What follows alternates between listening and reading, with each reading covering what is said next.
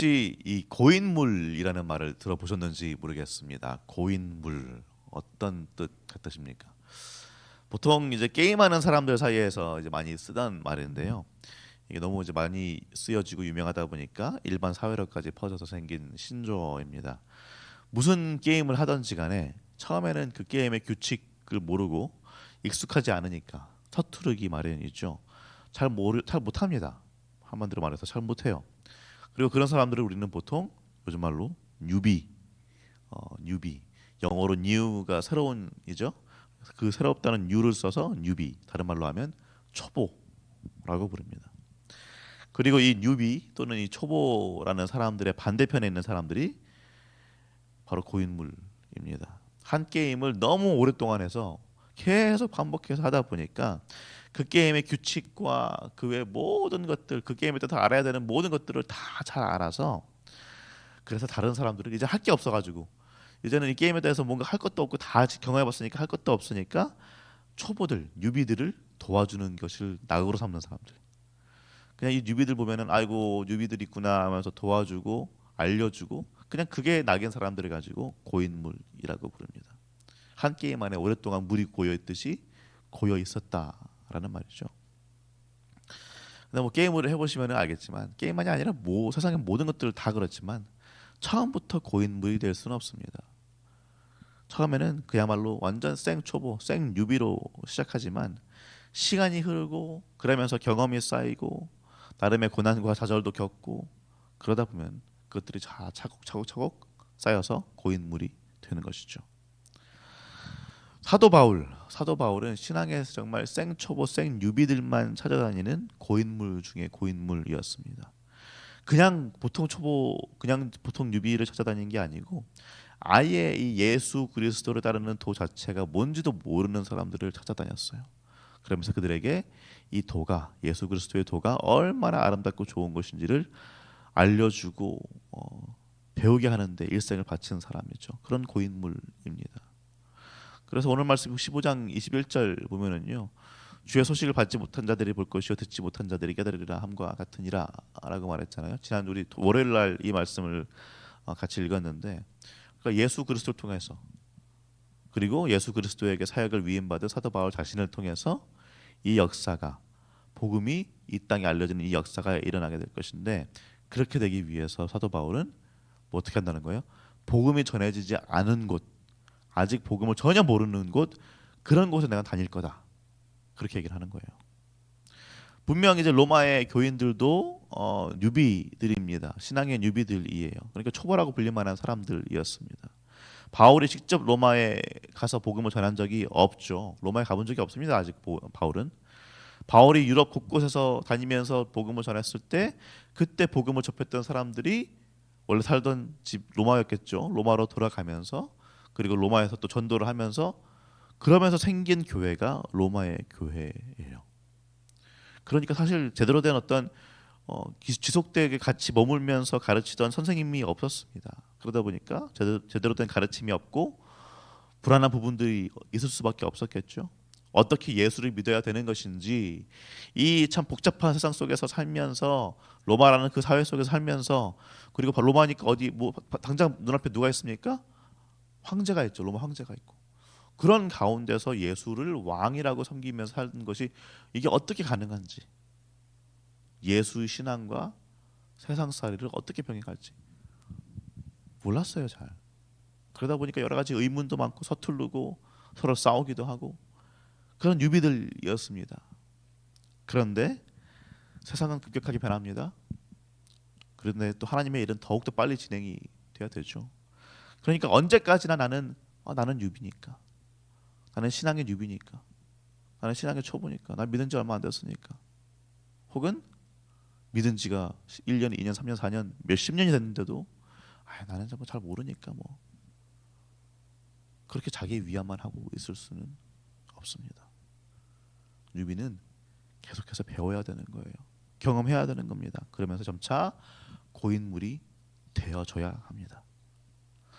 사도 바울은 이 로마 교인들, 이 뉴비들, 이 초보들이 어, 그냥 고인물이 되기 위해서 돕기 위해서 이들이 신앙에 적합한 뼈대를 세우고 뉴비에서 고인물로 전환되기 위해서 이 로마서를 썼습니다. 로마서를 쓴 목적이 뭐예요? 로마의 교인들이 신앙의 토대를 확실하게 세우기 위해서, 잘 모르니까 가르쳐주기 위해서 로마서를 썼습니다. 그리고 이제 오늘 말씀 보면은 마침내 이제 간구하는 거죠. 이야기하는 거죠. 너희들이 그냥 이제 뉴비로만 남는 것이 아니라 내가 너희에게 쓴 이 편지를 잘 읽고 신앙의 고인물이 되어서 나와 함께 다른 신앙의 뉴비들을 돕자. 지금 이 이야기를 하는 거예요. 그러니까 사도 바울이 로마서를 쓴 것은요, 그냥 뭐 신앙이 이런 것이다, 예수를 믿는다는 것은 이런 것이다, 이렇게 믿어야 한다라는 어떤 무슨 조직 신학적인 토대를 갖춰주기 위해서가 아니라 거기서 끝나는 것이 아닙니다.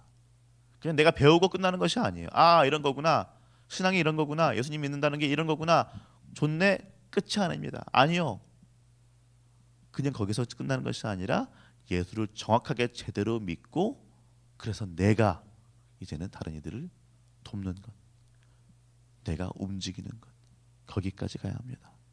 우리 오늘 말씀 15장 22절에서 24절 말씀 읽어보겠습니다.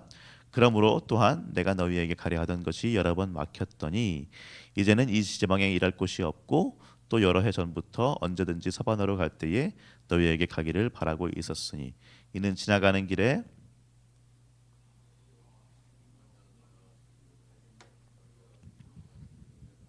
너희가 그리로 보내주기를 바랍니다. 아멘. 그러므로 22절 보니까 그러므로 그랬죠. 그러므로 또한 내가 너희에게 가려 하던 것이 여러 번 막혔다.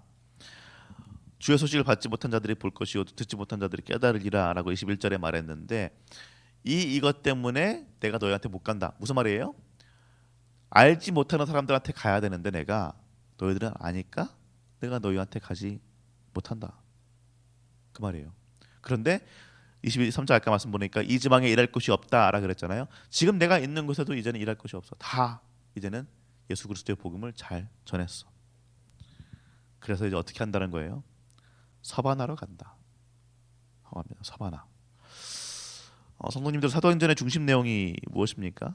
가장 중요한 내용으로 보면은 성령으로 말미암아서 세상 끝까지 전해지는 복음이 중심 내용이다라고 말할 수 있겠죠.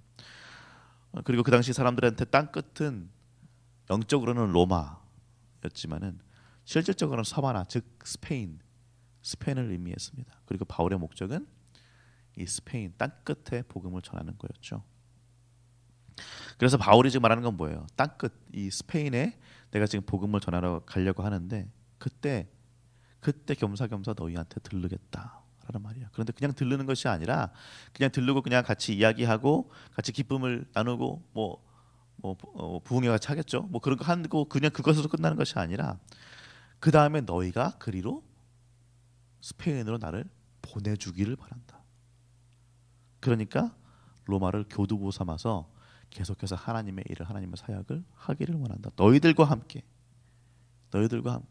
신앙의 뉴비였던 너희들이 이제는 신앙의 고인물이 되어서 우리 함께 하나님의 사역을 하자. 함께 복음 사역에 뛰어들자라는 콜링입니다. 사랑하는 성도님들, 우리는 언제까지나 뉴비로 남을 수가 없습니다. 내가 신앙의 연차가 얼마 되지 않았는데, 내가 이제는 내가 아직까지는 잘 모르는데, 아직까지 내가 무슨 리더를 하고, 내가 아직까지 무슨 교회를 섬기고, 그럴 수는 없어. 난 그렇게 못해.